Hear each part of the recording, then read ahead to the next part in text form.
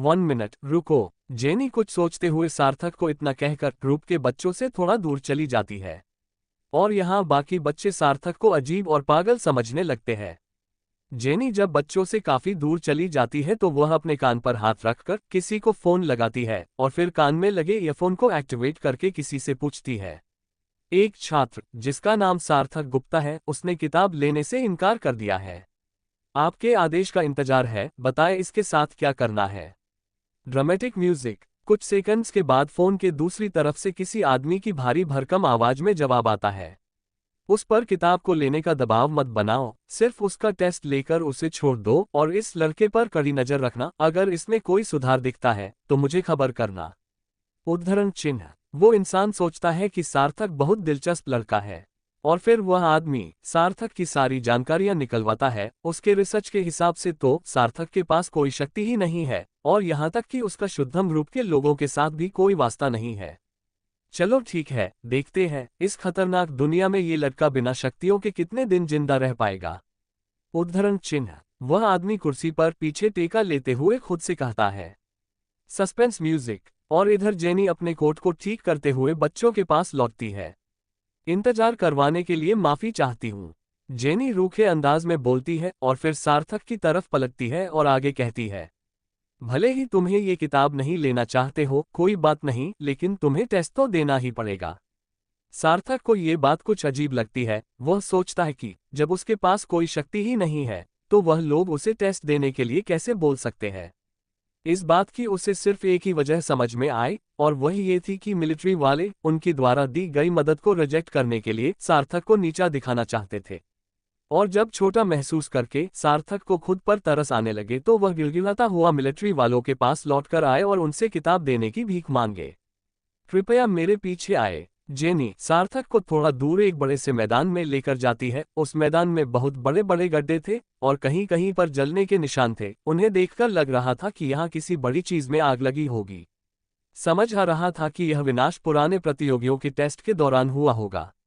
Intense music. सार्थक आगे बढ़ो और अपने सामने आने वाले टारगेट को ध्यान से देखो। तुम्हें इन सब टारगेट को कम से कम वक्त में खत्म करना है। जेनी सार्थक को समझाती है।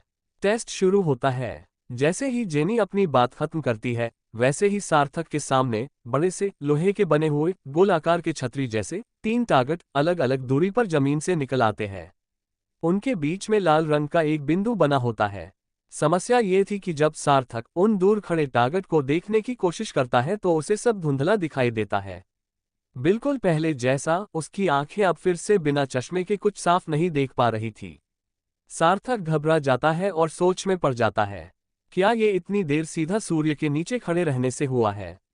सार्थक के पास और कोई रास्ता नहीं होता है। वह धीरे धीरे अपने कदम आगे की तरफ बढ़ाता है और हर एक टारगेट के पास जाकर उसके बीच में मुक्का मारता है। और इसमें कोई ताज्जुब की बात नहीं थी कि उसका मुक्का बहुत कमजोर था और साथ ही समय की कमी की वजह से वह टेस्ट को पूरा नहीं कर पाता है और यह राउंड खत्म हो जाता है। Sad music. इसके बाद जेनी उसके 2 और टेस्ट लेती है। दूसरा टेस्ट उसका शरीर में कितनी स्ट्रेंथ है वह पता करना के लिए था। इस टेस्ट में उसे एक बड़े से ड्रम जैसी मशीन के बीच में अपना पूरा दम लगाकर एक मुक्का मारना था। सार्थक एक जोरदार मुक्का मारने की कोशिश करता है लेकिन वह ड्रम बस हल्की सी आवाज करके बीच में से बस थोड़ा सा हिलता है और ड्रम के बीचों बीच एक नंबर उत्पन्न होता है। स्ट्रेंथ 5। जेनी चीख कर नतीजे बताते हुए अपने टैबलेट में लिखती है। फिर आखिरी टेस्ट के लिए सार्थक के सामने एक बड़ी गोलाकार मशीन प्रकट होती है जिसके सामने बहुत से छेद बने होते हैं और वह घन घन की आवाज करते हुए बिना जमीन को छुए हवा में तैरने लगती है। टेस्ट के शुरू होते ही उस मशीन में से होलोग्राफिक आग के कांटों की बारिश होने लगती है। सार्थक को बस इतना करना था कि जितनी देर तक हो सके उसे उन कांटों से बचते हुए अपने आप को उनसे दूर रखना था। जहां किसी कांटे ने सार्थक के शरीर को छुआ वहीं ये टेस्ट भी खत्म हो जाएगा। धीरे धीरे वह मशीन अपने लेवल को बढ़ाती जाती है और साथ ही उससे निकलने वाले कांटों की संख्या और उनकी गति भी बढ़ती जाती है। सार्थक कांटों से बचने की बहुत कोशिश करता है लेकिन वह जल्द ही थक जाता है और कुछ ही पल में एक कांटे से टकरा जाता है। वह मशीन घरघराती हुई आवाज करके रुक जाती है। एजिलिटी 5। जेनी पॉइंट्स बताते हुए अपने टैबलेट में नतीजे लिखने लगती है। सार्थक जेनी के मुंह से निकले हुए शब्दों पर गौर करता है तो उसे याद आता है कि जेनी द्वारा बताए गए पॉइंट्स में कुछ तो संबंध है। ये टेस्ट इंसान की एजिलिटी मापने का था और इसमें सार्थक को 5 पॉइंट्स मिले थे। इसके पहले वाले स्ट्रेंथ मापने वाले टेस्ट के नतीजे भी 5 ही थे। धूप में आते ही उसके सारे स्टैट्स आधे हो गए थे, तो ये टेस्ट उसके आधे स्टैट्स ही बता रहा था। सार्थक अंदर ही अंदर राहत की सांस लेता है और सोचता है कि अगर यह टेस्ट रात के वक्त होता तो शायद बात अलग होती, तब उसके नतीजे अभी के पॉइंट्स के दुगुने होते। इसका मतलब सार्थक को अपना स्कोर बढ़ाने के लिए अपनी शक्तियों को विकसित करना होगा और अपने स्टैट्स को बढ़ाना होगा। इसे सार्थक की शक्ति का लाभ भी कह सकते हैं और नुकसान भी। सार्थक गुप्ता, अब तुम्हारा पावर लेवल है 1। इसका मतलब तुम अपनी शक्तियों के मामले में पहले पड़ाव पर ही हो। उद्धरण चिन्ह। जेनी सार्थक को समझाते हुए कहती है। सार्थक मायूस होकर वापस लाइन में बाकी बच्चों के साथ आकर खड़ा हो जाता है। वह जानता था कि आने वाले दिन उसके लिए अच्छे नहीं होंगे, क्योंकि वह पावर लेवल 1 का छात्र है और इसकी वजह से न जाने उसे क्या क्या झेलना पड़ेगा। इसके बाद निशिका आगे आती है। उन सब में वह अकेली थी जिसके पास एक हथियार था। उसका हथियार एक साधारण धनुष की तरह नहीं लग रहा था, वह सबसे अलग था, सालों से इस्तेमाल होते आ रहे हथियारों से भी अलग। ये धनुष किसी खूंखार जानवर की हड्डियों को तराशकर बनाया हुआ था। ऐसे हथियारों को जीव हथियार भी कहते हैं। उस पर चमकीले पीतल की एक परत चढ़ी हुई थी, जिस पर रोशनी पड़ने पर वह जगमगा उठता था। सार्थक ने जानवरों की हड्डी से बने हथियारों के बारे में सुना तो था, लेकिन उन्हें कभी देखा नहीं था। ये उसका पहला मौका था। बल्कि सार्थक तो ये हथियार पहचान भी नहीं पा रहा था। वो तो भला हो अर्जुन का, जिसने फिर से उसके कान में फुसफुसा के अपना ज्ञान बांटा। जब इंसानों पर डामिस लोगों ने हमला किया था, तब इंसानों ने अपनी टेक्नोलॉजी और सभ्यता को डामिस प्रजाति के लोगों की टेक्नोलॉजी से सीखकर और भी ज्यादा आधुनिक बना लिया था। और इसके साथ ही इंसानों ने खुद को हर क्षेत्र में इतना विकसित कर लिया था कि अब वह पोर्टल की मदद से दूसरे ग्रह पर भी जा सकते थे। इन ग्रहों पर आमतौर पर अलग अलग तरह के जीव मिलते थे। जीव जितना शक्तिशाली होता था, उससे बनने वाला जीव हथियार भी उतना ही खतरनाक होता था। लेकिन ये तभी हो पता था जब उसके हमला करने से पहले ही तुम उसे मार दो। निशिका जैसी लड़की के हाथ में इतना शक्तिशाली हथियार देखकर कोई नहीं कह सकता था कि वह किसी दूसरे ग्रह पर कभी गई होगी। निशिका टेस्ट के लिए मैदान के बीच में आकर बड़े कॉन्फिडेंस से खड़ी हो जाती है और टेस्ट के शुरू होने का इंतजार करती है। सार्थक की तरह नहीं, जो सीधा खड़ा भी नहीं हो पा रहा था। जेनी भी निशिका के तैयार होने का इंतजार करती है। दोनों छात्रों की तरफ जेनी का भेदभाव वाला व्यवहार साफ दिख रहा था। जैसे ही टेस्ट शुरू हुआ, जमीन से 5 टारगेट्स अलग अलग जगह पर निकलने लग जाते हैं। निशिका अपने धनुष पर एक साथ 5 तीर लगाकर सीधा निशाना साधती है और एक ही बार में 5 तीरों को चला देती है। तीर बहुत तेजी से एक साथ कमान से छूटते हैं और फिर एकदम से वह तीर 5 अलग अलग दिशा में बन जाते हैं और अपने अपने टारगेट की तरफ मुड़ जाते हैं। बहुत अच्छा, तो इसके पास टेलीकिनेसिस की शक्ति है, यानी यह चीजों को अपने दिमाग से कंट्रोल कर सकती है। उद्धरण चिन्ह। अर्जुन तारीफ करते हुए आगे कहता है, पर अकेले ये शक्ति कुछ ज्यादा काम की नहीं है। हाँ, पर चलते हुए तीर को कंट्रोल करने का आइडिया बहुत ही बढ़िया है।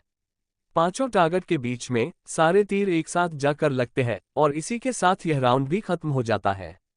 निशिका के प्रदर्शन से सार्थक को समझ आता है कि जीव हथियार कितने काम के होते हैं और किसी कमजोर शक्ति वाले इंसान को भी ये हथियार कितना शक्तिशाली बना सकते हैं।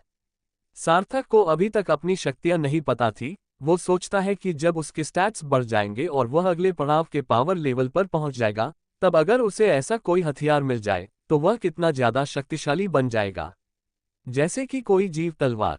स्ट्रेंथ मापने के टेस्ट में निशिका कुछ खास नहीं कर पाती। वह अपनी सारी शक्ति अपने हाथों में इकट्ठा करके ड्रम पर मुक्का मारती है, लेकिन आखिर में ड्रम को ज्यादा कुछ नहीं होता। उसे सिर्फ 8 पॉइंट्स ही मिलते हैं। निशिका के सबसे आखिरी टेस्ट में भी उसकी शक्ति कुछ काम नहीं आती। वह उन आग के कांटों से बचने में अपनी पूरी जी जान लगा देती है, लेकिन उसकी शक्ति थी चीजों को कंट्रोल करने की, और यहाँ वह मशीन आग के कांटों की सिर्फ होलोग्राफिक परछाई ही फेंकती थी। वह असली कांटे नहीं थे, तो उन पर निशिका की शक्ति का कुछ असर नहीं हो रहा था। इसी के चलते वह टेस्ट शुरू होते ही कुछ सेकंड्स में आग के कांटे से टकरा जाती है और इस राउंड में उसके और सार्थक के पॉइंट समान ही आते हैं। ऐसा लगता है तुम्हारा पावर लेवल 2 है। उद्धरण चिन्ह। जेनी निशिका की तरफ देखते हुए कहती है और उसके हाथ में पकड़े टैबलेट में लिख देती है। उसी समय निशिका के हाथ की घड़ी में भी नंबर 2 दिखने लगता है। सार्थक को साफ साफ दिख रहा था कि निशिका इस नतीजे से खुश नहीं है। वह गुस्से में अपने पांव पटक पटक कर चलती हुई लाइन में आकर खड़ी हो जाती है। सार्थक सोचता है कि निशिका के साथ अच्छा नहीं हुआ, जेनी ने उसे गलत पॉइंट्स दिए हैं। भले ही निशिका का पावर लेवल 2 का हो, लेकिन जब उसने वह हथियार चलाया था वह नज़ारा काबिले तारीफ था। उसके हिसाब से तो वह किसी भी लेवल 3 या 4 वाले बच्चे को आसानी से पछाड़ सकती थी। सार्थक ने एक बात और गौर करी थी कि मिलिट्री वाले सबकी शक्ति का सिर्फ पावर लेवल ही माप रहे थे, कोई भी उनका युद्ध कौशल नहीं देख रहा था। अगली छात्रा जो टेस्ट देने के लिए आगे आती है वह थी भूमि। भूमि पूरे आत्मविश्वास से मैदान के बीच में आकर खड़ी हो जाती है और टेस्ट शुरू होने का इंतजार करती है। 5 अलग अलग जगह पर वही लोहे के गोल टारगेट फिर से मैदान में उभरते हैं। भूमि बिना एक पल गंवाए बर्फ के लंबे नुकीले भाले बनाती है और सबसे आगे खड़े टारगेट के ठीक बीच में निशाना लगाकर दाग देती है। वह इसी तरीके से बर्फ के और भाले बनाकर गजब की फुर्ती से यही चीज 4 बार और दोहराती है और बचे हुए सारे टारगेट को भेद देती है। भूमि और निशिका दोनों ने लगभग एक ही समय में इस राउंड को खत्म किया था। अपने अगले टेस्ट में तो भूमि ने तो कमाल ही कर दिया था। उसने अपने दोनों हाथों में करीब 1 मिनट तक अपनी शक्ति से बर्फ इकट्ठा करी और अपनी सारी शक्ति जुटाकर अपनी हथेलियों से बर्फ की एक मोटी और नीले रंग की चमकदार किरण निकालकर ड्रम के बीच में दाग दी। ड्रम बहुत जोर से बजने लगा और उस पर आने वाले पॉइंट्स भी बढ़ते गए, तब तक बढ़ते गए जब तक वह 50 तक नहीं पहुंच गए। भूमि की शक्तियों को देखकर सब चौंक जाते हैं। कोई शक नहीं कि इस लड़की में इतना घमंड क्यों है। उद्धरण चिन्ह। अर्जुन अचंभे से भूमि की तरफ देखते हुए कहता है। सार्थक सोचता है कि अच्छा ही हुआ जो अर्जुन और भूमि के बीच की लड़ाई शुरू होने के पहले ही रुक गई, वरना भूमि की शक्तियों के आगे अर्जुन का तो काम तमाम ही हो जाता। Funny music. आखिरकार तीसरे और सबसे आखिरी टेस्ट का वक्त आ गया। इंस्ट्रक्टर ने भूमि को बताया कि वह इस टेस्ट में अपनी बर्फ की शक्ति का इस्तेमाल नहीं कर सकती थी, उसे सिर्फ अपनी फुर्ती दिखाते हुए आग के कांटों से बचना है। भूमि अपनी सहमति दिखाती हुए टेस्ट के लिए तैयार हो जाती है। टेस्ट शुरू होता है। शुरुआत में भूमि बहुत अच्छा प्रदर्शन दिखाती है, वह बड़ी कुशलता से उन आग के कांटों से बचकर निकल जाती है, लेकिन जैसे ही मशीन से निकलने वाले कांटों की रफ्तार बढ़ती है, भूमि ज्यादा देर तक उनसे बच नहीं पाती और एक कांटे से टकरा जाती है। लाजवाब, अब तक का सबसे अच्छा प्रदर्शन था ये। तुम्हें लेवल 5 मिलता है। Happy music. जेनी भूमि को वापस ग्रुप में जाने का इशारा करते हुए कहती है। भूमि अपनी जगह पर वापस चली जाती है। उसके चेहरे पर अभी भी कोई एक्सप्रेशन नहीं दिख रहे थे, वह खुद के प्रदर्शन से ज्यादा खुश भी नहीं दिख रही थी। ऐसा लग रहा था जैसे उसे पता था कि उसे 5 पावर लेवल मिलने वाला है और उसे इन सब पावर लेवल से कोई फर्क नहीं पड़ता। अब टेस्ट का समय खत्म हो रहा था और सबसे आखिरी इंसान जो बचा था वह था अर्जुन। जेनी अर्जुन का नाम पुकारती है। अब तुम्हें दिखता हूं मेरी शक्ति, ध्यान से देखना। सार्थक को पहले तो समझ नहीं आया कि अर्जुन किससे बात कर रहा है, फिर उसने देखा तो अर्जुन उसकी तरफ देखता हुआ आंख मार के मैदान के बीच में जाकर खड़ा हो जाता है। क्या ये गधा सचमुच में इतना शक्तिशाली है? सार्थक ताज्जुब करते हुए सोचता है। ज्यादातर जिनके पास ज्यादा शक्ति होती है वह या तो घमंडी होते हैं या खुलेआम अपनी शक्तियों का प्रदर्शन करते फिरते हैं या फिर अपनी शक्ति के बारे में बिल्कुल भी बात नहीं करते। लेकिन अर्जुन थोड़ा अलग था, वह घमंडी तो बिल्कुल भी नहीं था, बल्कि वह थोड़ा तड़कीला भड़कीला जरूर दिखता था। जब टेस्ट शुरू हुआ तब वहां मौजूद सबके मुंह खुले के खुले रह गए। हर टेस्ट में अर्जुन हुबहू वैसा ही प्रदर्शन कर रहा था जैसा भूमि ने किया था। आश्चर्य की बात तो ये थी कि अर्जुन के पास भी बर्फ निकालने की ही शक्ति थी। उसने भी बर्फ की शक्तियां को उतना ही बखूबी से इस्तेमाल किया जैसा भूमि ने किया था। देखा, कहा था ना मैंने, मैं बहुत शक्तिशाली हूं। अर्जुन खुश होते हुए अपने हाथ में बंधी घड़ी की तरफ इशारा करके अपने नए बेस्ट फ्रेंड सार्थक को दिखाता है। उस घड़ी में पावर लेवल 5 दिख रहा होता है। अर्जुन का बर्फ प्रदर्शन देखकर सार्थक गहरी सोच में पड़ जाता है और सोचने लगता है कि आखिर अर्जुन की शक्ति क्या है। जब अर्जुन सार्थक से पहली बार मिला था तब अर्जुन आगे होकर उससे हाथ मिलाने आया था। उस समय सार्थक के सिस्टम ने उसे चौकन्ना कर दिया था कि अर्जुन उसकी शक्ति का इस्तेमाल कर रहा है, पर किसी वजह से अर्जुन ऐसा कर नहीं पाया था। अगर अर्जुन के पास बर्फ बनाने की शक्ति होती तो जब उसने सार्थक से हाथ मिलाया था तो उसका हाथ बर्फ से ठंडा पड़ जाना चाहिए था, सिवाय इस बात के कि सार्थक में दूसरों की शक्तियों को रोकने की शक्ति हो, पर ऐसा होना असंभव लगता है। सिर्फ ये ही नहीं, अर्जुन थोड़ा अजीब बर्ताव भी कर रहा था। उसने सार्थक से भी पूछा था कि उसकी शक्ति क्या है। सार्थक अर्जुन के बारे में एक और बात गौर करता है कि जब से अर्जुन यहाँ आया है, वह हर किसी से हाथ मिलाने पर ज्यादा जोर दे रहा है। हालांकि भूमि ने उससे हाथ नहीं मिलाया था, पर आखिर में अर्जुन ने भूमि के कंधे पर हाथ जरूर रखा था। उस समय ये बात थोड़ी अजीब लग रही थी, लेकिन अब सारा माजरा समझ आ रहा था। अर्जुन की शक्ति का राज हो न हो, उसके लोगों को छूने से जुड़ा हुआ है, और आखिरी इंसान जिसको उसने छुआ था वह थी भूमि। अर्जुन और भूमि दोनों के पास एक जैसी शक्ति का होना कोई इत्तेफाक नहीं हो सकता। इसका मतलब ये कि अर्जुन की शक्ति है लोगों की शक्तियों की नकल करना। अर्जुन की शक्ति सार्थक पर इसलिए काम नहीं कर पाई क्योंकि सार्थक की शक्ति थोड़ी अलग है। सार्थक अपनी जिज्ञासा रोक नहीं पाता है और अर्जुन से पूछता है, अर्जुन तुम्हारे पास। फिर सार्थक इधर उधर देखकर धीमी आवाज में पूछता है, क्या तुम लोगों की शक्तियों की नकल कर सकते हो? अर्जुन सार्थक की तरफ देखकर धीरे से मुस्कुरा देता है। ये पहली बार है जब किसी ने इतनी जल्दी मेरी शक्ति को पहचान लिया हो। वैसे तुम्हें कैसे पता चला? सार्थक बोलता है, जब तुमने पहली बार मुझसे हाथ मिलाया था तब तुम हैरान हो गए थे कि तुम्हें कुछ हुआ क्यों नहीं। और फिर तुमने भूमि को छुआ और तुमने भी बर्फ की शक्ति का प्रदर्शन किया। उद्धरण चिन्ह। अर्जुन को समझ आता है कि उसने भूमि को छूकर अपने बारे में काफी कुछ बता दिया था, क्योंकि उसे और भूमि दोनों को बर्फ की शक्ति किसी ग्रंथ से मिलना एक बहुत बड़ा संयोग था। सार्थक शक की निगाह से अपने नए दोस्त अर्जुन को घूरता है। उसने पहले कभी ऐसी किसी किताब के बारे में नहीं सुना था जो दूसरों की शक्तियों की नकल करना सिखाए। इसका एक ही मतलब हो सकता था, क्या तुम ओरिजिनल हो? उद्धरण चिन्ह। सार्थक निश्चित करने के लिए अर्जुन से पूछता है। अर्जुन कुछ जवाब नहीं देता, सिर्फ सार्थक की तरफ देखकर आंख मार देता है। सार्थक को अपने सवाल का जवाब मिल जाता है। वैसे तो इस संसार में मौजूद सारी शक्तियां ओरिजिनल्स से ही उत्पन्न हुई थी, एक ऐसा परिवार जो अपनी क्षमताओं को बाहरी दुनिया के साथ नहीं बांटते थे। एक अफवाह तो ये भी थी कि जो ज्यादा शक्तिशाली ओरिजिनल्स थे वह आसानी से पावर लेवल के 8वें पड़ाव को पार कर सकते थे।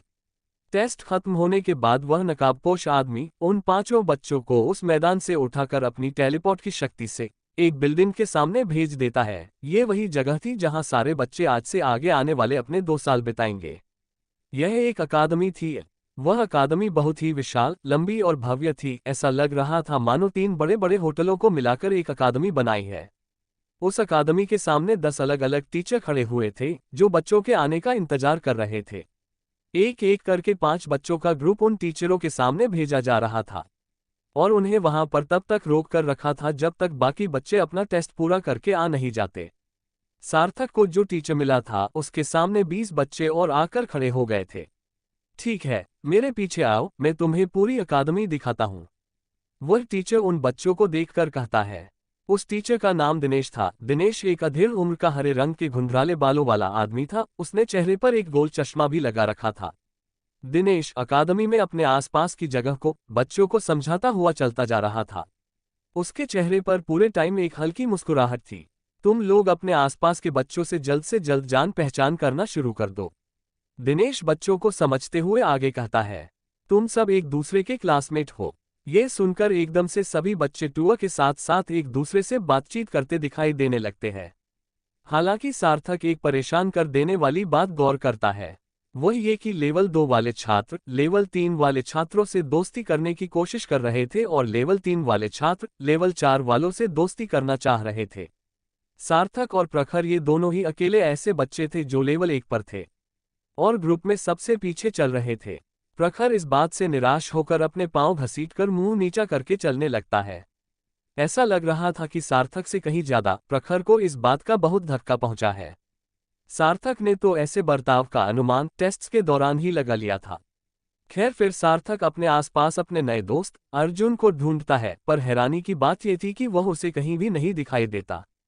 तो यहाँ हो तुम? उद्धरण चिन्ह। अर्जुन एकदम से सार्थक के पास आकर कहता है, ओह गॉड, सारे बच्चे झुंड बनाकर मेरे ऊपर ही चढ़ने लग गए थे। बड़ी मुश्किल से पीछा छुड़ा कर आया हूँ।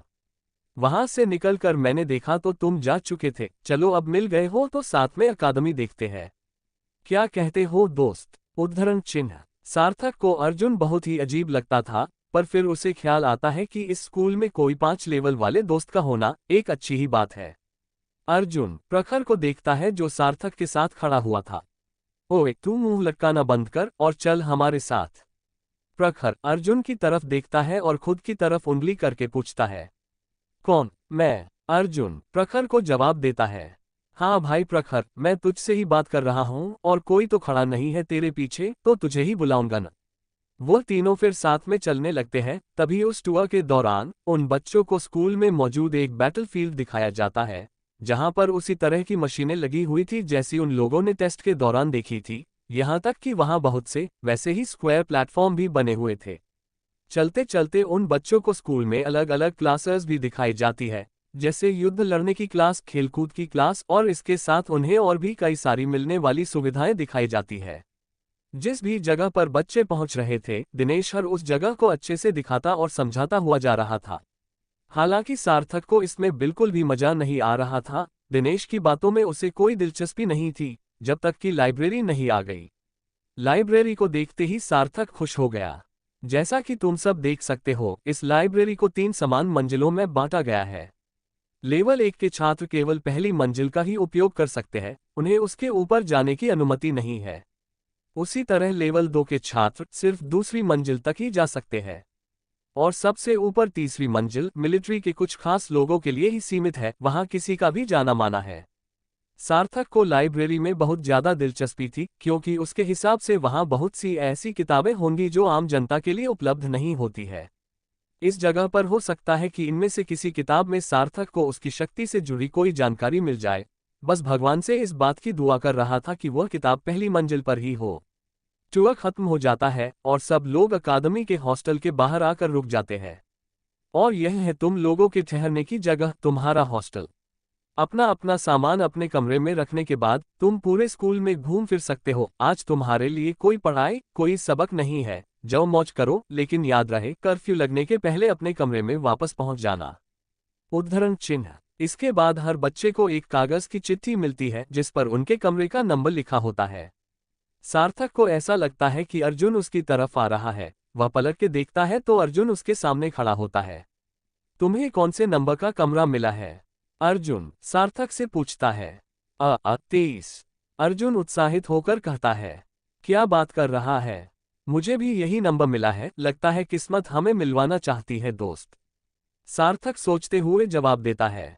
हाँ शायद। कहीं पर दूर एक कोने में 2 बच्चे आपस में बात कर रहे थे। बाप रे, क्या हुआ है तुझे? तेरी यह हालत किसने करी? उनमें से एक बच्चा दूसरे बच्चे से पूछता है, जिसका हुलिया बुरी तरह से बिगड़ा हुआ दिख रहा था। वह कहराते हुए कहता है। पता नहीं यार, कहीं से एक लड़का आया और मुझे मारने लगा और फिर मुझसे मेरे कमरे के नंबर वाली चिट्ठी छीन ली और बदल कर चला गया। चल देखते हैं उसे, तेरी चिट्ठी वापस लेकर आते हैं। उद्धरण चिन्ह। पहला बच्चा अकड़ते हुए कहता है। उस पर दूसरा बच्चा डरते हुए बोलता है। मुझे पक्का यकीन है कि मैंने उसकी घड़ी में उसका लेवल 5 देखा था। रहने दे, छोड़ देते हैं, वैसे भी एक कमरे की ही तो बात है। उद्धरण चिन्ह। सार्थक अपना सारा सामान निकालकर अपने कमरे में जमा लेता है। उसके बाद उसके पास बहुत खाली समय बचता है और अभी तो दोपहर ही हुई थी, तो वह अकादमी घूमने जाने का सोचता है। सार्थक 2 और लोगों के साथ कमरे को बांटने वाला था, अर्जुन और प्रखर। उस कमरे में 3 अलग अलग पलंग बराबरी की दूरी पर रखे हुए थे और हर एक पलंग के पास बस एक अलमारी और एक टेबल रखी हुई थी। उसके अलावा वहां ज्यादा कुछ नहीं था, अधिकतर कमरा खाली ही पड़ा हुआ था। यह इसलिए कि बच्चों से यह उम्मीद थी कि वह अपना ज्यादा से ज्यादा समय पढ़ाई करने में और अपनी शक्ति को बेहतर बनाने में ही लगाएंगे। इसके अलावा और कुछ करने के लिए उन्हें समय ही नहीं मिलने वाला था। वह कमरे बच्चों की योग्यता बढ़ाने के हिसाब से बनाए गए थे। तो बताओ तुम लोगों को आज क्या करना है? उद्धरण चिन्ह। अर्जुन दोनों से पूछता है। मैं तो अभी भी अपना सामान जमा रहा हूं, लेकिन तुम दोनों को मेरे लिए इंतजार करने की जरूरत नहीं है, तुम लोग जाओ मजे करो। उद्धरण चिन्ह। प्रखर दयनीय लहजे में बोलता है। प्रखर अब थोड़ा बोलने लगा था। पहले तो वह बहुत ही ज्यादा शर्मीला था, जब तक पूछा ना जाए तब तक कुछ नहीं बोलता था, लेकिन अब धीरे धीरे वह अपनी बात खुलकर करने लगा था, खासकर सार्थक के साथ। प्रखर सार्थक के साथ थोड़ा कंफर्टेबल हो चुका था, क्योंकि उसे पता था कि अब सिर्फ वही दोनों हैं जो लेवल 1 के पड़ाव पर है। अर्जुन दोनों लड़कों से कहीं पर घूमने चलने का पूछता है। सार्थक उसके जवाब में कहता है, मैं लाइब्रेरी जाने का सोच रहा था, लेकिन शायद तुम्हें लाइब्रेरी जाना बोरिंग लगेगा। बोरिंग, प्लीज, मैं किसी भी बोरिंग चीज में मजा ढूंढ सकता हूँ, और वैसे भी मैंने बहुत समय से कोई किताब नहीं। अर्जुन बोलते बोलते रुक जाता है और सोचते हुए कहता है, मुझे याद नहीं आ रहा है कि मैंने आखिरी बार कोई किताब कब पढ़ी थी। Funny music. वह तीनों इस बात पर हंसते हैं और फिर अर्जुन सार्थक के साथ लाइब्रेरी चलने के लिए तैयार हो जाता है। जब वह दोनों लाइब्रेरी पहुंचते हैं तो ये जानकर हैरान हो जाते हैं कि पहली मंजिल पर तो पांव रखने की भी जगह नहीं है। सार्थक देखता है तो वहां बहुत सी गोल आकार की टेबलें रखी हुई थी जहां बच्चे बैठे हुए थे, और उन टेबलों के बीच में एक रोशनी उगलता हुआ एक गोला बना हुआ था। अर्जुन सार्थक की तरफ देखता है जो उस चमकते गोले को बड़े आश्चर्य से देख रहा था, तो वह उससे कहता है, तुम सोच रहे होंगे कि ये टेबल के बीच में क्या है ना? लगता है कि यह सरकारी स्कूल में नहीं होते हैं। अगर तुम इस गोले को छुओगे तो ये तुम्हारे लिए एक शांत और खाली जगह में बदल जाएगा।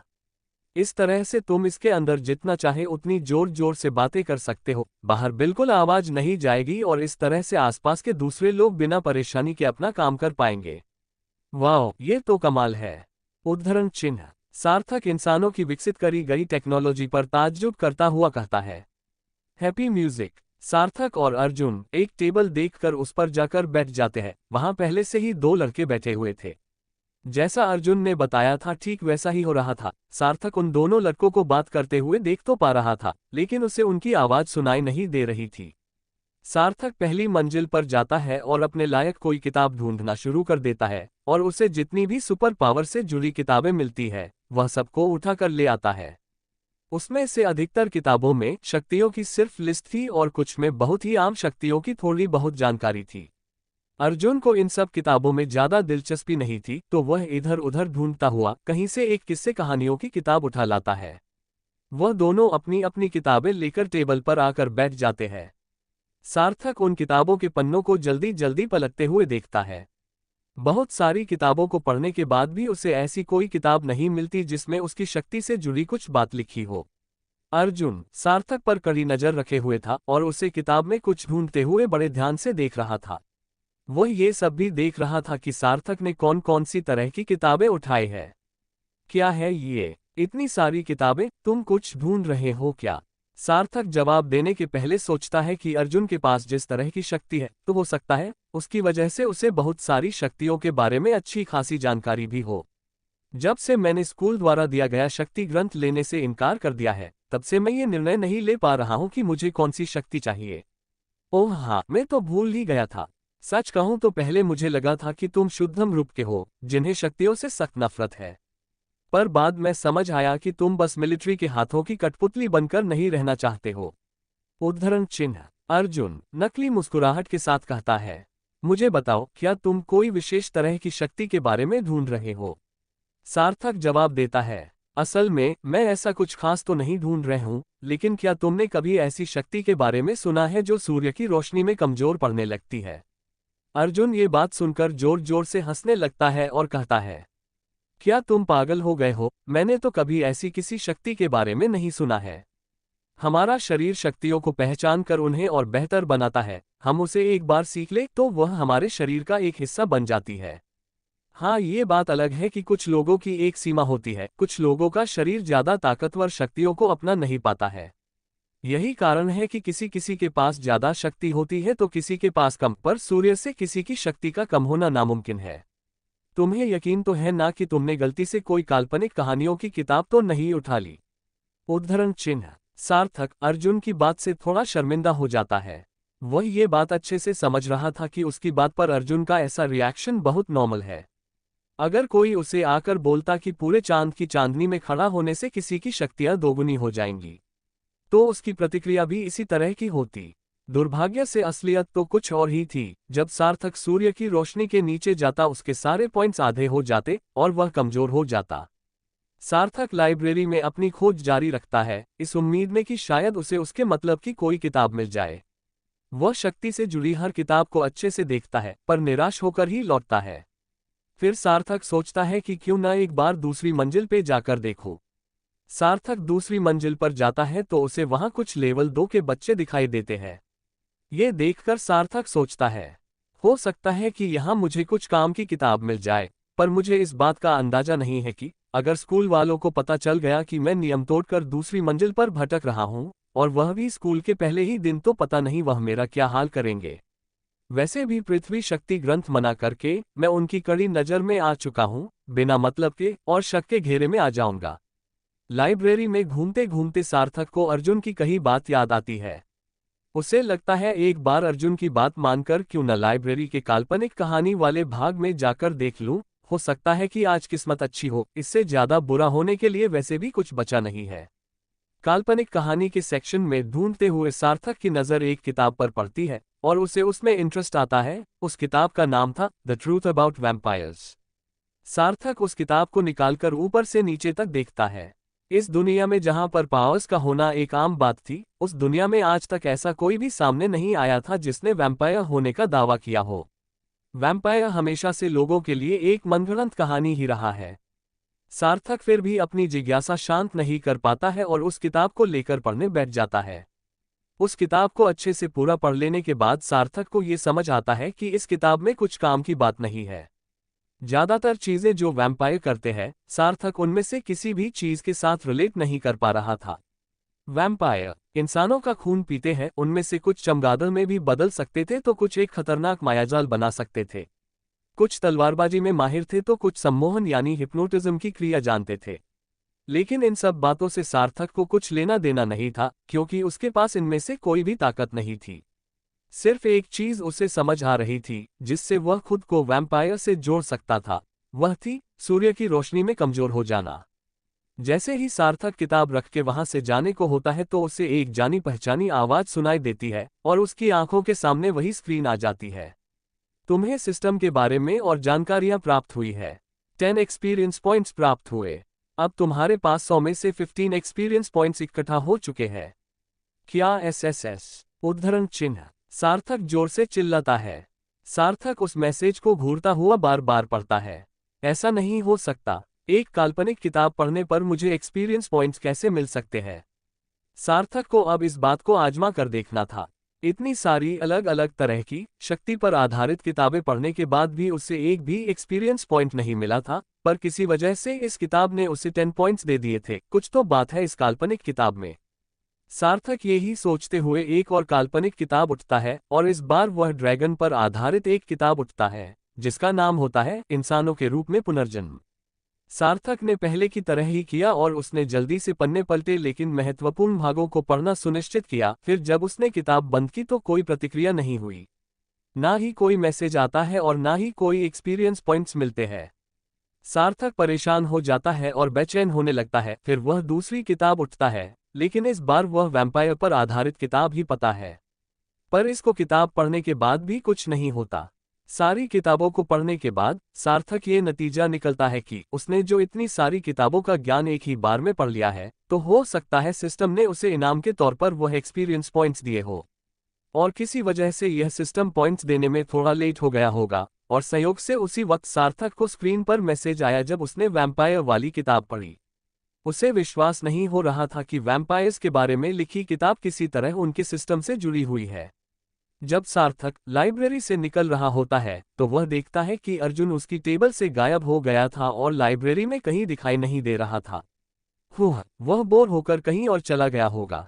सार्थक खिड़की के बाहर देखता है तो सूरज अब ढल रहा था। वह अब तक कुल 6 घंटे लाइब्रेरी में बिता चुका था और शाम होने आई थी।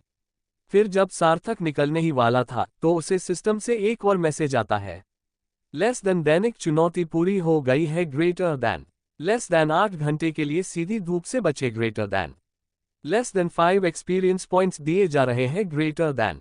लेस देन 100 में से 20 एक्सपीरियंस पॉइंट्स पूरे हुए, ग्रेटर दैन। सार्थक ने आखिरकार अपनी दूसरी दैनिक चुनौती पूरी कर ली थी। स्कूल के टूर में उन्हें लगभग 2 घंटे लगे थे और कमरे के अंदर और लाइब्रेरी में बिताए गए समय के साथ सार्थक ने आसानी से इस चुनौती को पूरा कर लिया था। हर बार जब सार्थक को एक सिस्टम की तरफ से मैसेज मिलता था तो उसे ये देखकर बहुत खुशी होती थी कि उसके एक्सपीरियंस पॉइंट्स 100 के करीब पहुंच रहे थे। वह ये देखने के लिए बेताब था कि पूरे 100 एक्सपीरियंस पॉइंट्स मिलने के बाद उसके साथ क्या होगा। आखिरकार सिस्टम ने यह भी कहा कि वह अपनी भंडार की सुविधा का उपयोग तब तक नहीं कर सकता जब तक कि वह कम से कम लेवल 10 का न हो जाए। सार्थक इस समय केवल एक ही चीज के बारे में सोच रहा था कि वह अपने लेवल को तेजी से कैसे बढ़ा सकता है। दिन में सिर्फ 2 दैनिक चुनौतियां पूरी करने से सार्थक को लेवल 2 पर पहुंचने में बहुत दिन लगेंगे। इस समय हालांकि वह बहुत कुछ नहीं कर सकता था, लेकिन अपने रोज के जीवन को नॉर्मल तरीके से चला सकता था। जैसे ही सार्थक लाइब्रेरी से निकलता है, वह बैटलफील्ड में जाने का फैसला करता है। एक थियरी थी जिसे वह परखना चाहता था, लेकिन जब सार्थक स्कूल के गलियारे से गुजर रहा था तो उसने देखा कि एक लड़के को कुछ दूसरे छात्र मिलकर दीवार पे धक्का दे रहे हैं। दीवार से सटे उस लड़के को देखकर ऐसा लग रहा था कि वह बहुत मार खा चुका था। तो ये सब अब यहाँ भी शुरू हो चुका है, सार्थक ने सोचा। सार्थक उस मारने वाले लड़के की कलाई पर बंधी घड़ी की तरफ देखता है तो उसे पता चलता है कि वह लड़का अभी 1.2 पावर लेवल का है। सार्थक इस बात पर काफी हैरान था क्योंकि मारने वाला लड़का खुद काफी कम लेवल पर था। ऐसा होते हुए सार्थक ने कभी नहीं देखा था। केवल सार्थक और प्रखर जैसे लेवल 1 के बच्चों को ही वह लड़का धमका सकता था। तभी सार्थक को अचानक एहसास हुआ कि दीवार पे सटकर जो खड़ा हुआ है वह तो प्रखर है। सार्थक पहली झलक में उसे पहचान नहीं पाया था क्योंकि उसका चेहरा दूसरी तरफ मुड़ा हुआ था। पहले तो सार्थक ने ये सोचा कि वह इस झगड़े के बीच में जाए या नहीं, लेकिन वह सबसे ज्यादा उन बच्चों से नफरत करता था जो किसी को बुली करते थे। बेशक सार्थक भी अपनी शक्ति का टेस्ट लेना चाहता था और उसे लगा कि उसे सही शिकार मिल गया है। उसके सामने वाला छात्र केवल 1.2 के लेवल का ही था, इसलिए सार्थक के उससे लड़ाई में जीतने के कुछ चांस थे। प्रखर को मुक्का मारने के लिए वह लड़का फिर से अपनी मुट्ठी उठाता है। तुझे लगता है कि तू सॉरी बोल के आसानी से निकल जाएगा? वह लड़का चिल्लाते हुए अपनी मुट्ठी घुमाता है और मारने ही वाला होता है। तभी सार्थक वहां से चलते हुए बैलेंस बिगड़ने से गिरने का नाटक करते हुए उस लड़के से टकरा जाता है, जिसकी वजह से वह लड़के का भी बैलेंस बिगड़ जाता है और उसका मुक्का खाली चला जाता है। सार्थक तुम, प्रखर ने ऊपर देखते हुए कहा। उस लड़के के मुंह से अचानक निकलता है, क्या है भाई, दिखाता नहीं है क्या? वह लड़का पलटकर देखता है कि किसने उसे धक्का दिया है। फिर उस लड़के ने तुरंत सार्थक की घड़ी की ओर देखा और अचानक उसका रवैया बदल गया। मैं इंतजार ही कर रहा था कि कब मुझे यहाँ लेवल 1 वाले और घटिया लोग मिलेंगे। मुझे तो लगा था तुम जैसे लोगों को ढूंढने में हफ्तों लग जाएंगे, लेकिन मैं गलत था, तुम तो इस स्कूल में भरे पड़े हो। सार्थक बिना डरे जवाब देता है। अच्छा तो क्या कर लेता मिलकर? प्रखर सार्थक को लेकर थोड़ा चिंतित होने लगा था। प्रखर ने सार्थक को टेस्ट के दौरान देखा था और वह जानता था कि सार्थक के पास कोई शक्ति नहीं थी, जबकि जिस लड़के का वह सामना कर रहा था उसके पास 1.2 लेवल की शक्ति थी। आज की दुनिया इसी तरह काम करती थी। सबसे ज्यादा शक्तियों के साथ सबसे ऊपर के लेवल पर बैठे लोगों ने कमजोर लोगों को बहुत परेशान किया और बदले में उन्होंने और भी कमजोर लोगों का जीना हराम कर दिया। ये लड़का भी ऐसा ही लग रहा था, जो अपनी पूरी जिंदगी बस लेवल 1 पर रहकर ज्यादा शक्ति वाले लोगों की मार सहता आया था और आज उसे मौका मिला है किसी और को परेशान करने का, और ऐसा लग नहीं रहा है कि वह यह मौका छोड़ेगा। सार्थक ने देखा कि उस लड़के के दोनों हाथ उसकी पीठ के पीछे थे और वह उन्हें जोड़कर खड़ा था, जैसे कि वह कुछ तैयार कर रहा था। तभी सार्थक को नोटिफिकेशन आता है, लेस देन एक शक्ति का पता चला है, greater than. Less than battle mode शुरू किया जाता है, ग्रेटर देन। लेस देन नई चुनौती दी गई है, ग्रेटर देन। लेस देन पहली लड़ाई, दुश्मन को हराना है, ग्रेटर देन। लेस देन इनाम 50 एक्सपीरियंस पॉइंट्स, ग्रेटर देन। अचानक सार्थक के चेहरे पर एक खुशी आ जाती है। प्रखर को लगता है कि सार्थक पागल हो गया है। सार्थक लड़ाई करने के लिए सिर्फ तैयार ही नहीं था, बल्कि उसके चेहरे पर गुस्सा भी साफ दिखाई दे रहा था। सार्थक अपना एक पांव पीछे करता है और एक हाथ आगे करके किसी एक्शन फिल्म में देखा गया एक पोज बनाता है। प्रखर सोच रहा था कि सार्थक ऐसा क्यों कर रहा है, लेकिन सार्थक को तो अपना लेवल तेजी से बढ़ाने का एक मौका मिल गया था। सार्थक के सामने खड़ा लड़का अभी भी अपनी पीठ के पीछे हाथों को छुपाकर खड़ा हुआ था। सार्थक को बिना सिस्टम की मदद के भी ये बात साफ नजर आ रही थी कि वह लड़का अपनी शक्ति छुपा रहा है। चला बता, क्या है तेरी शक्ति, डर गया क्या? उस लड़के ने कहा। डर तो तू गया है, तभी अपनी पीठ के पीछे हाथ बांधकर खड़ा है। इस जवाब से वह लड़का तुरंत गुस्से में आ गया और सार्थक भी यही चाह रहा था। घटिया कमजोर लड़के, तेरी तो उद्धरण चिन्ह। वह लड़का तेजी से चिल्लाता हुआ आगे आता है और सार्थक की तरफ अपना हाथ किसी जानवर के पंजे की तरह मारता है। सौभाग्य से सार्थक की नजर काफी तेज थी तो वह थोड़ा पीछे हटता है और सही समय पर अपना हाथ उठाने में कामयाब होता है। लेकिन उस लड़के का हाथ सार्थक के हाथ की चमड़ी को चीरने में कामयाब होता है और सार्थक का खून निकलने लगा। आह डैम इट, सार्थक दर्द में कहता है। Less than HP 810 greater than. सार्थक उस लड़के के हाथों को देखकर समझ गया था कि उस लड़के में ट्रांसफॉर्मेशन यानी परिवर्तन की शक्ति थी जो केवल उसके हाथों तक ही सीमित थी। उस लड़के ने अपने हाथों को किसी शेर के पंजे से मिलता जुलता बना दिया था और उसके नाखूनों को कड़क और नुकीला कर लिया था।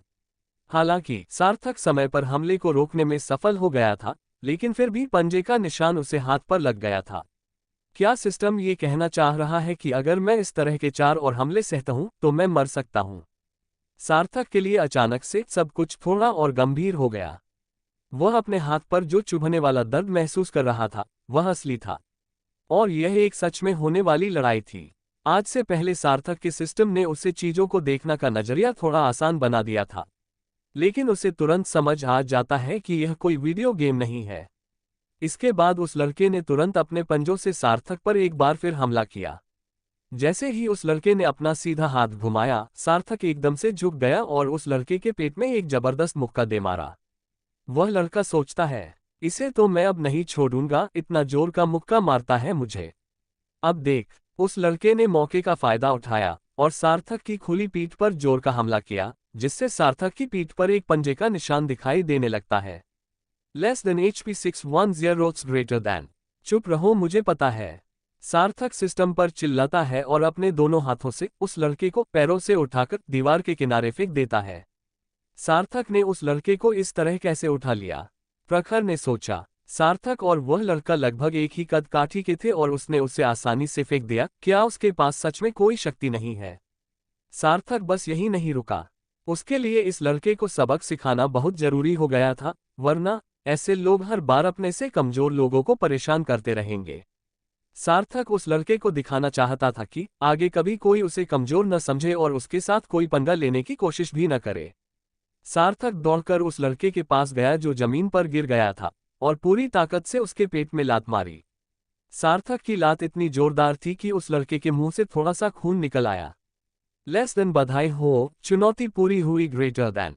लेस देन 50 एक्सपीरियंस पॉइंट्स मिलते हैं ग्रेटर दैन। लेस देन कुल 70/100 एक्सपीरियंस पॉइंट्स इकट्ठा हो गए हैं ग्रेटर दैन। क्या वह लड़का मर गया है? प्रखर ने पूछा। तभी उस लड़के को अचानक थोड़ी और खांसी आती है। नहीं, लेकिन अगर वह हम पर फिर से हमला करता है तो इस बार वह नहीं बचेगा। सार्थक सच में काफी राहत महसूस कर रहा था। वह नहीं जानता था कि अकादमी में दूसरे छात्र के मर्डर के लिए क्या सजा है। भले ही उसने पहले हमला नहीं किया था, लेकिन मर्डर तो मर्डर ही होता है। वह इतनी कम उम्र में अपने कंधों पर किसी की मौत का बोझ उठाना नहीं चाहता था। सार्थक इस बात से बहुत ज्यादा खुश था कि सिस्टम ने सार्थक को उस लड़के को जान से मारे बिना ही एक्सपीरियंस पॉइंट्स दे दिए थे। तभी अचानक सार्थक के सामने एक और मैसेज आता है। लेस देन चुनौती पूरी होने पर एक और इनाम दिया जाता है greater than. Less then skill unlocked, inspect level 1 greater than. सार्थक के मन में खुशी उमड़ने लगती है क्योंकि उसने आखिरकार अपनी पहली स्किल को पा लिया था। सार्थक उम्मीद कर रहा था कि शायद इससे उसे यह पता लगाने में मदद मिलेगी कि उसके पास किस प्रकार की शक्ति है, लेकिन उस शक्ति का नाम सुन के वह कुछ खुश नहीं था।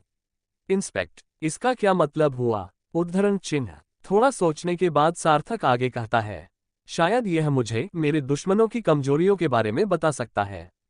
सार्थक ने फिर अपनी नई शक्ति को आजमाने का फैसला किया और प्रखर को देखा जो उसके पास खड़ा था। अब अगली बड़ी समस्या जो सार्थक के सामने थी वह ये कि उसको पता नहीं था कि अपनी नई स्किल का इस्तेमाल कैसे किया जाए। लेकिन जिस पल वह इंस्पेक्ट स्किल के बारे में सोचता है, उसी पल वह स्किल अपने आप एक्टिव हो जाती है और प्रखर के ठीक पास में एक स्क्रीन दिखाई देने लगती है। लेस देन नाम, Prakhar Chandra greater than. Less than race, इंसान ग्रेटर दैन। लेस देन शक्ति, कोई नहीं greater than. Less than HP, 3/5 greater than. Less than blood group, A+ greater than. Sarthak ने जब उस स्क्रीन पर आई हुई जानकारी को देखा तो उसे ऐसा लगा कि इसके कुछ सेक्शन अभी खाली पड़े हैं। सार्थक यह मान सकता था कि ऐसा इसलिए है क्योंकि उसके स्किल का स्तर अभी भी केवल 1 लेवल पर था।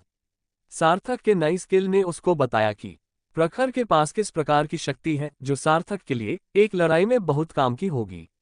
इस स्किल ने सार्थक को यह भी बताया कि प्रखर के पास कितनी हेल्थ बची थी। हालांकि एक जानकारी थी जो सार्थक को बड़ी अजीब लगी और वह थी ब्लड ग्रुप।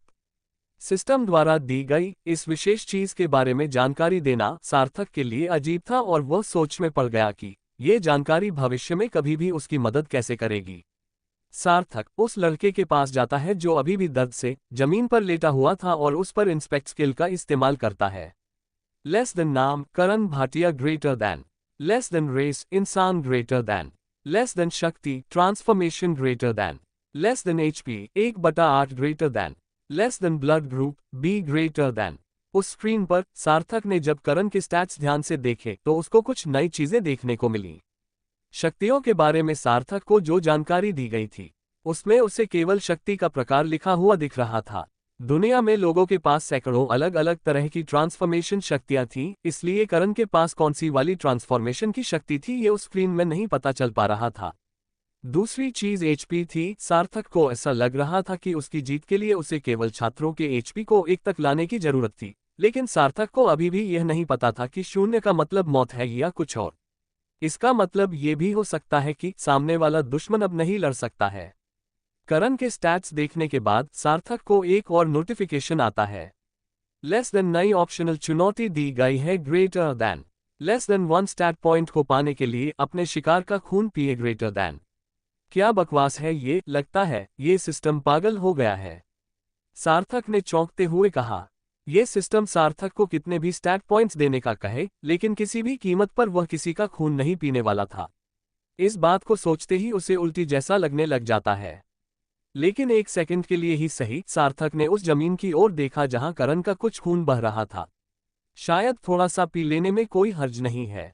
सार्थक तू पागल हो रहा है, संभाल खुद को, सार्थक ने झटके से अपने अजीब ख्यालों को रोकते हुए प्रखर से कहा। चल यहां से चलते हैं। सार्थक और प्रखर दोनों वहां से जाने लगते हैं, लेकिन जाते समय प्रखर ने देखा कि सार्थक अपनी गर्दन घुमाकर जमीन पर पड़े हुए करण को देख रहा था। शायद सार्थक को करण की फिक्र हो रही होगी, वैसे भी सार्थक बुरा लड़का नहीं है, वह एक अच्छा इंसान है, प्रखर ने मुस्कुराते हुए सोचा। लेकिन उसे इस बात का एहसास नहीं था कि सार्थक करण को बिल्कुल नहीं देख रहा था, बल्कि करण के मुंह से निकलते ताजे गर्म खून को देख रहा था। स्कूल के गलियारे में चलते हुए प्रखर सार्थक से कहता है, चलो डॉक्टर के पास चलते हैं, मुझे यकीन है कि स्कूल में कोई न कोई डॉक्टर तो होगा जो इस घाव को ठीक कर पाएगा। प्रखर ने सार्थक के हाथ में लगी चोट की तरफ देखते हुए कहा। हाँ थैंक यू प्रखर, पर मैं वहां अकेला चला जाऊंगा, सार्थक ने कराहते हुए कहा। तुम्हें मेरे साथ आने की जरूरत नहीं है, वैसे भी कल का दिन बहुत बिजी रहने वाला है, तुम हॉस्टल क्यों नहीं चले जाते। हालांकि प्रखर सार्थक को लेकर चिंतित था, लेकिन प्रखर वहां उस गलियारे में ज्यादा समय तक नहीं रुकना चाहता था। उसे डर था कि कोई उन्हें करण के आसपास देख लेगा और उसकी ऐसी हालत का जिम्मेदार उन्हें ठहरा देगा। सार्थक प्रखर के चेहरे पर झिझक साफ साफ देख सकता था। टेंशन मत ले, तू जा अभी कमरे में, मैं ठीक हूं। उद्धरण चिन्ह। सार्थक के मुंह से निकली यह बात थोड़ी अजीब सी लग रही थी, क्योंकि इस समय वह था जिसे मदद की जरूरत थी, उसे चोट आई थी। फिर भी वह खुद प्रखर को दिलासा दे रहा था। सार्थक प्रखर की परेशानी समझ रहा था और इसी वजह से उसने प्रखर को अपने कमरे में वापस भेज दिया। ये सुनते ही प्रखर जल्दी से भागकर हॉस्टल की तरफ चला जाता है और जाते जाते अपने हाथ में बंधी घड़ी को दूसरे हाथ से ढक लेता है। वह नहीं चाहता था कि फिर कोई और उसका लेवल 1 देखकर उसे बुली करे। दूसरी ओर सार्थक तुरंत पास के एक टॉयलेट में जाता है और आईने में अपने हाथ की तरफ देखता है, जहां करण ने अपने जानवर जैसे पंजों से घाव कर दिया था। आईने में देखते हुए सार्थक ने कुछ अजीब सा देखा। उसने देखा कि उसका हाथ अपने आप ठीक हो रहा था। सार्थक की नज़र में भले ही वह घाव धीरे धीरे भर रहा था, लेकिन अगर सामान्य लोगों की नज़र से देखा जाए तो वह घाव बहुत जल्दी ठीक हो रहा था और कुछ ही देर में देखते देखते उसके हाथ और पीठ के घाव दोनों भर जाते हैं। सार्थक ने चोट लगने के दौरान अपने शरीर में कुछ अजीब सा महसूस किया था और यही कारण था कि सार्थक ने प्रखर को उसे अकेला छोड़ने के लिए कह रहा था। यदि प्रखर सार्थक की चोट को ऐसा अपने आप ठीक होते हुए देख लेता तो उससे इस बात का पक्का यकीन हो जाता कि सार्थक के पास कोई शक्ति है। सार्थक ने कुछ मिनट इंतजार किया और अपनी स्टेटस स्क्रीन खोलकर देखी। जैसा उसने सोचा था, उसका HP भी धीरे धीरे वापस ठीक हो रहा था। Less than HP 810 greater than. आखिरकार उसके हाथ और पीठ पर घाव पूरी तरह से ठीक हो गया था और उसकी शर्ट पर केवल नाखून से बनाए हुए चीरे देखे जा सकते थे। Less than HP 1010 greater than. Less then तुम्हारा एचपी ठीक हो गया है, ग्रेटर देन। लेस देन तुम्हारी भूख बढ़ रही है, ग्रेटर देन। जब सार्थक को ये नोटिफिकेशन मिले तो उसे अचानक बहुत जोरों की भूख लगने लग गई। उसके पेट में से आवाज आने लगी। सार्थक ने सोचा, क्या इसका मतलब यह है कि सिस्टम मेरे घावों को भरने के लिए खाने का इस्तेमाल करता है? उद्धरण चिन्ह। फिर आगे सोचता है, एनर्जी कहीं से तो आनी है, तो हो सकता है कि यह सिस्टम एनर्जी कुछ खाने से लेता हो। यह सोचते ही सार्थक के पेट में और जोर से दर्द होने लगा। यह दर्द ऐसा था जैसे उसने बहुत दिनों से कुछ खाया ना हो। फिर उसे याद आता है कि उसने सुबह का नाश्ता भी नहीं किया था, इसलिए वह सोचता है कि उसे अब जो भी खाने की चीज मिल जाए उसे वह जल्दी से खा लेगा। इससे पहले कि सार्थक हॉस्टल में वापस जाता, उस ट्रेनिंग रूम में जाना चाहता था जो उन्हें स्कूल का टूर करते समय दिखाया गया था। बहुत देर हो गई थी और छात्रों को सुबह जल्दी भी उठना था, इसलिए अधिकांश छात्र पहले ही अपने अपने कमरे में लौट चुके थे। इसका मतलब ये था कि ये ट्रेनिंग रूम में जाने का सार्थक के लिए बहुत अच्छा मौका था। सार्थक जल्दी से ट्रेनिंग रूम में जाकर उसे देख सकता है, वह भी किसी की नजरों में आए बिना। सार्थक आखिरकार अकादमी के ट्रेनिंग रूम में पहुंच जाता है। यह एक विशाल अंडाकार गुंबज जैसी इमारत थी जिसके बीच में एक बहुत बड़ी खाली जगह थी। कमरे के किनारों पर बहुत से टेक्नोलॉजिकल इक्विपमेंट्स लाइन से रखे हुए थे। वहां पर विशाल मैकेनिकल रोबोट्स थे और निशाना लगाने के लिए शूटिंग टारगेट्स भी थे। सार्थक को यह तक पता नहीं था कि यह इक्विपमेंट्स क्या करते थे, लेकिन जिस चीज में सार्थक को सबसे ज्यादा दिलचस्पी थी और जिसे वह देखना चाहता था, वह था पावर लेवल को टेस्ट करने वाला इक्विपमेंट। स्कूल टूर के दौरान ट्रेनिंग रूम के अंदर सार्थक ने वही मशीनें देखी थी जो उसके टेस्ट में इस्तेमाल की गई थी। सार्थक ट्रेनिंग रूम में जाकर सभी प्रकार की मशीनरी को पार करते हुए टेस्टिंग इक्विपमेंट के पास चला जाता है और वह ड्रम जैसी मशीन के ठीक सामने जाकर रुक जाता है। ये वही मशीन थी जो टेस्ट के समय उस वीरान से मैदान में स्ट्रेंथ पता करने के लिए इस्तेमाल की गई थी। निशिका भी देर रात वहां ट्रेनिंग रूम में आई थी और सार्थक के उस कमरे में आने से पहले ही वह वहां पर अपने धनुष और तीर के साथ प्रैक्टिस कर रही थी। जब निशिका घबराई हुई होती थी तब वह हमेशा रात में ही प्रैक्टिस किया करती थी। जब उसने अचानक ट्रेनिंग रूम के दरवाजे खुलने की आवाज सुनी तब वह तुरंत एक विशाल रोबोट के पीछे जाकर छिप गई।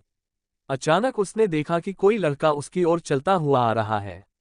वह चुपके से उसकी ओर देखती है और सोचती है, ये वही लड़का है ना जो टेस्ट्स के दौरान मेरे साथ मेरे ग्रुप में था। अगर मुझे ठीक से याद है तो इसमें तो कोई शक्ति नहीं थी। निशिका उसकी शक्ल तो पहचान जाती है, लेकिन उसे सार्थक का नाम याद नहीं आता। निशिका सार्थक पर पूरे समय नजर रखे हुए थी। वह सार्थक को तब तक देख रही थी जब तक वह बड़े ड्रम के पास न पहुंच गया। अब देखते हैं क्या होता है, सार्थक ने अपने सीधे हाथ की मुट्ठी को बांधते हुए कहा। सार्थक ने अपनी मुट्ठी घुमाई और जितना हो सके उतनी ताकत लगाकर ड्रम पर मुक्का दे मारा। ड्रम पर धीरे धीरे करके नंबर आना शुरू होते हैं और 10 नंबर पर आकर बंद हो जाते हैं। लगता है मेरा अंदाजा सही था, सार्थक ने बड़े उत्साह के साथ कहा। सार्थक की थियरी के हिसाब से वह ये चेक करना चाहता था कि जो स्टैट्स उसकी स्क्रीन पर अभी उसे दिखे थे, क्या वह समान स्टैट्स स्कूल के द्वारा इस्तेमाल किए गए इक्विपमेंट्स भी दिखाते हैं, या उन दोनों स्टैट्स में कुछ अंतर है। निशिका ये सब होता हुआ एक रोबोट के पीछे से चुपकर देख रही थी। उसने भी सार्थक के नए स्कोर को बड़े ध्यान से देखा। 10, ये कैसे हो सकता है? इसे तो पिछली बार सिर्फ 5 पॉइंट्स ही मिले थे।